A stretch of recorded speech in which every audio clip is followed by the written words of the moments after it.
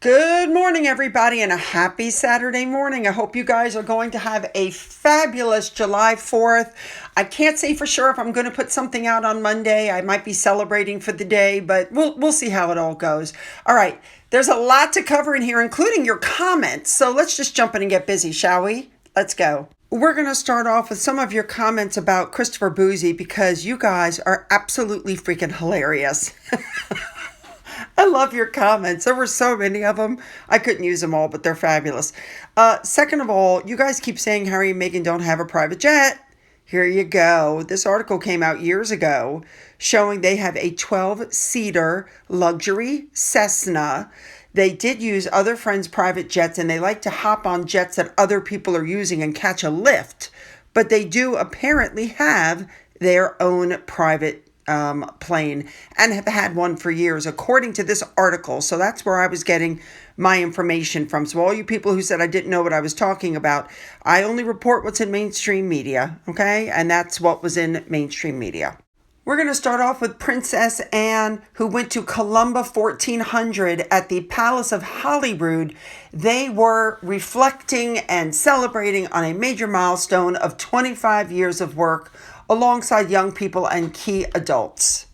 Next up, we have the Duke of Edinburgh. He arrived in Canada. He was welcomed by the Island Regiment to Charlottetown as part of their 150th anniversary celebrations.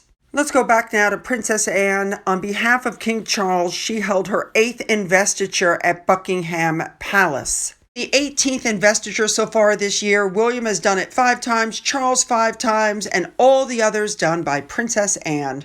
Let's move on now. Lady Kitty Spencer, who by the way is the eldest child of Charles Spencer, Diana's younger brother, was out and about in London on Tuesday the 24th for the Serpentine Gallery summer party, and they're saying that her gown was a tribute to Diana, that it was a very striking resemblance to the one that Diana wore to the Cannes Film Festival in 1987. Also, Princess Diana's twin nieces, Lady Amelia Spencer and Lady Eliza Spencer, went to the same event but wore matching red gowns. They looked gorgeous. Next up, we have Princess Eugenie. She was out Wednesday in London, and she was at an event for Tate Modern 25th anniversary. I wonder who writes these articles. Fans went into a frenzy. No, they didn't. She looks good. Oh, and by the way, they have affiliate links, and they get a commission on anything you buy. So, anyway, all right. A big thank you to Remoulade Sauce for showing us what she was wearing. Let's move on. Let's move on now to Sophie. You guys know I've been calling her secret weapon Sophie for years. Well, now the royal family is saying she literally is a secret weapon because she is quiet yet determined on the work that she does, her causes like sexual violence and conflict and supporting young people. And she's very keen to take on more work for the royal family. So until now, she's been a little bit like, Princess Anne. She's done a lot of traveling to engagements all over the world without any fanfare. And where she goes is not fashionable, but she happily goes and gives each engagement her all because she knows she's representing the king. Lady Louise is getting ready to graduate college soon, and their son is said to want to join the firm and help after college as well. Good for them. All right, next up, I thought this was hilarious. Mike and Zara were apparently at a private festival over this past weekend. They were lip syncing to some song that hasn't been released yet. And the thing is, Mike was topless, wearing only these brown dungarees and a hard hat and holding a bottle of Peroni. People were laughing so funny. And Zara had like this glitter makeup all over her face, as did Mike. These two. Let's move on to Princess Catherine, the Princess of Wales. Apparently, after she pulled out of Ascot, she carried out a royal engagement, making a joint appearance with Prince William on Wednesday in Windsor. It was in the court circular. They apparently met American philanthropist Melinda French Gates at Windsor Castle. She is the former wife of Microsoft founder Bill Gates, and she herself owns Pivotal Ventures, which is a company aimed to promote women's power and influence. No pictures, no fanfare, just philanthropic work. Moving on. Next up, we have Peter Phillips, who we know became divorced, and he started dating a nurse. Her name is Harriet Sperling. They've been dating since 2024. And what's being reported is that the fact that she was allowed to ride in a carriage during the royal procession at Ascot is basically a nod and a sign that Philip is extremely serious with this girl and the royal family accepts her. I love it. And next we have Prince William. He attended a high-level roundtable that was titled Nature's Guardians on the Road to COP30 and Beyond at St. James's Palace. And he was there because he's the founder of the Royal Foundation's United for Wildlife program. William brought together government leaders, philanthropic institutions, representatives from indigenous people and local communities. And he met some of the indigenous people that were attending the roundtable. He was given a tiger necklace. There was the president of COP30, a climate change conference that William plans to attend in Brazil later this year, as well as the British Secretary of State for Energy Security and Net Zero, Ed Miliband, and the Minister of Indigenous People of Brazil also attended. I have to tell you, I love some of these costumes that these people are wearing. Just gorgeous, with this lady with the headdress and the red and the blue feathers coming out the top. Just gorgeous. So William sits down and he says something which I think is very profound because he opened the talks. And he started by saying, and I'm quoting, "All life begins with nature. Our forests, rivers, and the oceans are not just landscapes. They are the foundation of life on Earth. They regulate our climate, provide food and water, and sustainable economies worldwide. And we are here today not only to recognize this truth, but to act on it with urgency and purpose. Across the world, indigenous people and local communities live in deep relationships with land and sea, guided by knowledge passed down through generations. Nature is not seen as a resource to be extracted, but as something sacred, to live with respect and sustain, and their stewardship and protection are among the most effective forces of conservation." Yep. It was after that William attended the Investing for Impact event at Guildhall. This was hosted by the Earthshot Prize. This event highlighted success stories from the Earthshot Prize and the broader environmental community and provided an opportunity for potential investors to actually connect with environmental solutions. Remember, it is London Climate Action Week this week. I think William is doing a fabulous job. I'm also very happy to see pictures of Jason Knopf there as well, as we know he is now running the Earthshot Prize. William is doing his job and he's showing that he truly is an international statesman. And let's be honest, when he talks, people actually listen. All right, let's move on now to some of our Harry-Meghan stories. All right, I just thought this was hilarious. Okay, you have two stars, former Made in Chelsea stars, Jamie Lang, I believe is how you say it, and Sophie Habu. Anyway, they're expecting their first child together, and they were at a reception at the Palace Wednesday night for the King's Trust, which we know is his charity set up when he was Prince of Wales to help young people with opportunities. Well, they filmed their own version of the babymamadance on one of the absolutely spectacular staircases, and we know what happened. And the caption on it was, "They said we couldn't film in Buckingham Palace." I mean, it was obviously a dig at Harry and Meghan. It was hilarious. So Buckingham Palace actually saw it, and you can see their response. "We see you." All right, I wanted to update you guys on the whole tea and crepe and flour sprinkle debacle thing that's going on. And I want to thank this Twitter user for coming up with information of where the crepe mix might be coming from. Obviously, that's not being made in her house. It's being mass produced. That's a thought. This may be where it's coming from. Now, I want to talk to you guys about the tea distribution, and this is from HRH Lady J on Twitter. She said it perfectly, so listen up. The Republic of Tea's distribution center is in Larkspur, California. The tea blending and processing happens in Nashville, Illinois, and there's also offices in St. Louis, Missouri, and now that Ohio address is showing up on the As Ever labels. So in other words, if you ordered jam, honey, or baking mixes, your shipment is coming from Ohio.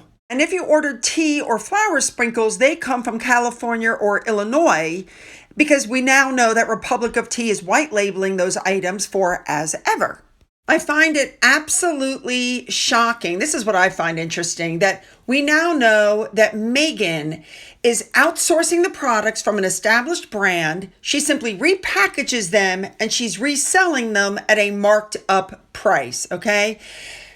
And then the Sussex squad is stupid enough to pay the ridiculously marked up price for the same product that you can get it at if you just buy straight from the Republic of Tea.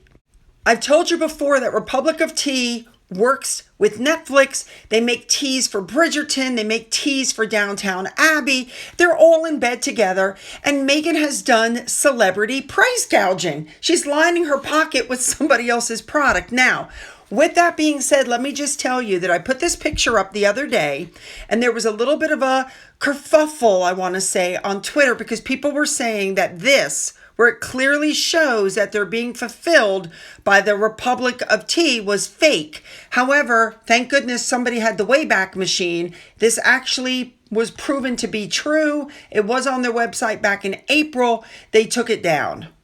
And a big thank you to Sussex Retard for this one. God, people are talented.